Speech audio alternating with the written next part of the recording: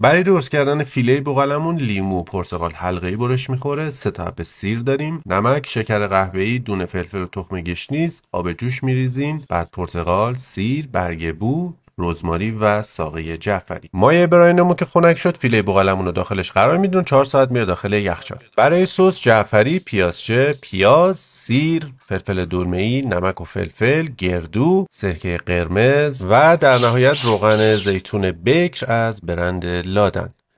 برای کاور فیله پاپریکا، فلفل سیاه، تخم گشنیز، فلفل قرمز، پودر پیاز، پودر سیر، شکر قهوه‌ای و نمک رو میریزیم. حالا وقت اضافه کردن روغنه، من از روغن ذرت لادن استفاده کردم، 100% خالصه، حاوی ویتامین ای و برای حفظ سلامت قلب مفیده. حالا فیلا رو از داخل مایمون خارج میکنیم، میشوریمش، خشکش میکنیم و از مرینیتی که درست کردیم روش براش میکنید.